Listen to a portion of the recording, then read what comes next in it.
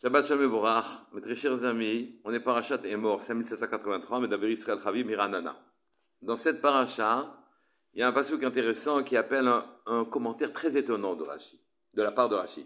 Le passouk est le suivant: Ushmartem mitzvotai ve'asitem otam ani Hashem. Vous garderez mes mitzvot, c'est-à-dire vous apprendrez à les faire correctement. Ve'asitem otam, et vous les accomplirez ani Hashem. Je suis Dieu, votre Dieu. Velo techalelu et Shem Kotsi. Et vous ne profanerez pas mon nom dans le monde. Ve nigdashti betoch bnei Israël, et je serai sanctifié parmi les bnei Israël. Ani Hashem mekaddishrem, je suis Hashem qui vous rend kadosh. Hamotzi etrem eretz Mitzrayim, qui vous a fait sortir d'Égypte. Liot lachem l'Elohim, pour que vous soyez quelque chose de divin en quelque sorte, ou rattaché au divin. Ani Hashem. Et Rashi dit, dans Velo techalelu, vous ne profanerez pas mon nom kadosh, Mesor, Atzmecha, fais moser nefesh, donne ton âme, en quelque sorte, Vekadesh shmi, et rend kadosh mon nom, et il précise, quand vous mettrez toute votre âme, en quelque sorte, à faire les mitzvot, faites-le almenat lamut, même si ça entraîne la mort. Vous vous souvenez que quand Nimrod a été condamné, a été jeté au feu, Abraham, alors à ce moment-là, Abraham n'a pas pensé survivre par un miracle.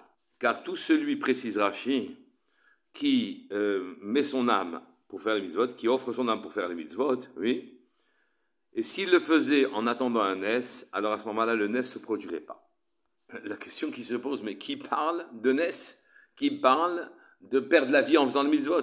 Si effectivement la question en amont était, mais jusqu'à où devons-nous aller pour accomplir les mitzvot d'Hachem, alors nous devons aller jusque-là, ça aurait peut-être été justifié que Rashi parle d'être moser nafsho, de donner son âme même pour les mitzvot. Mais là, pourquoi? Il fallait dire simplement qu'il faut faire les mitzvot avec enthousiasme, les shem shamayim, mais pas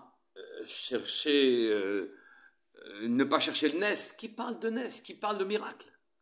Je voulais vous raconter une histoire. Pas loin de la caisse d'un supermarché, Erev Pessah, pas loin de la fête de Pessah aussi, un homme pousse 2 caddies, pleins à rabord. Mais il ne semble pas se presser, au contraire de tout le monde, vers les caisses pour pouvoir ne pas perdre de temps et sortir du magasin. Pensant qu'il avait du mal à manipuler ses courses, quelqu'un se précipite pour l'aider en lui disant « Je vais vous aider », mais l'autre ne semble pas prêt à se faire aider. Il lui dit même « J'attends de voir ce qui va se passer ». Celui qui voulait l'aider lui dit « Je ne vous comprends pas, qu'est-ce que vous voulez dire par là ?» Il lui dit « Regardez, j'ai 2 caddies qui sont exactement identiques. Normalement, quelqu'un qui remplit ses courses, il ne divise pas en 2 toutes ses provisions. Il met une partie des provisions, les mêmes, dans un caddie, et de l'autre côté, il remplit un autre caddie, mais il ne prend pas soin de mettre 2 caddies complètement différents. » Il dit, bon, effectivement, mais à quoi rime cette kpeda? Et le monsieur lui répond, dit, écoutez, c'est pour mon voisin n'a pas du tout de quoi manger et fêter les fêtes de Pessah, alors j'ai décidé de remplir son caddie exactement comme le mien. Alors l'autre lui demande, mais alors, qu'est-ce qui va se passer? Pourquoi vous n'avancez pas vers la caisse? Et il lui dit, c'est très simple, j'ai de quoi payer mon caddie, mais je n'ai pas de quoi payer le sien, celui du voisin. La personne qui est intervenue lui demande, dit, excusez-moi, mais comment vous pensez vous en sortir? Vous remplissez à rabord un caddie pour votre voisin, vous n'avez pas de quoi le payer, et vous attendiez quoi? Il dit, j'attendais qu'il se passe quelque chose. Moi, il dit, mais que pouvait-il se passer? Et il lui répond, je fais ce que je peux. Moi, pour moi, je pouvais venir au magasin pour mon voisin. Je pouvais remplir le caddie pour mon voisin.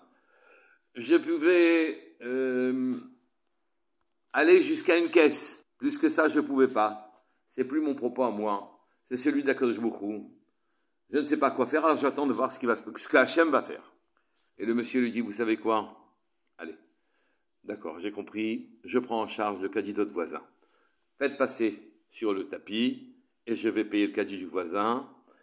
Et étonné devant la grandeur d'âme de celui qui avait rempli le caddie, il lui a payé aussi la moitié de son caddie à lui. Ils sortent du magasin et lui dit « Qu'est-ce que vous faites maintenant? Vous attendez quoi ?» Il dit « Je sais pas, j'attends, j'ai fait ce que je pouvais, j'attends maintenant, je sais pas, un taxi, une personne qui prend en charge la suite. » Et la personne lui dit « Écoutez, je vous emmène en voiture chez vous et on amènera chez le voisin aussi ses courses. » L'affaire ne s'arrête pas là, ils ont sympathisé, naturellement, d'année en année. Le voisin qui était nécessiteux a été pris en charge par celui qui avait payé son quasi cette année-ci, et un système, ils ont institué une travauta, un cours entre eux. Pourquoi raconter cette histoire? Est-ce qu'elle est héroïque? Est-ce que c'est comme ça qu'il faut faire les mitzvot? Est-ce que c'est une manière particulière de faire les mitzvot? Eh bien, dit le Sfat Emet, c'est exactement ce que nous dit Rashi. Je m'explique.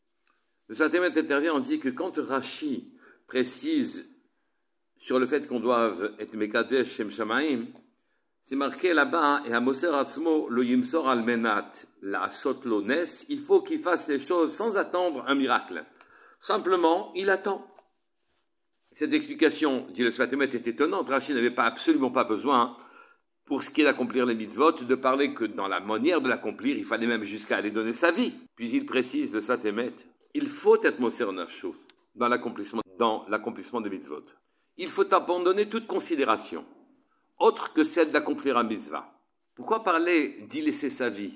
C'est qu'en vérité, toutes les solutions que nous donnons à nos problèmes, ce sont des solutions qui sont conformes à une existence telle qu'on la voit, au plaisir de l'existence, au statut social qu'elle nous donne, à notre sécurité financière, au kavod que l'on tire des situations. Et toutes les solutions sont cherchées dans ce sens-là.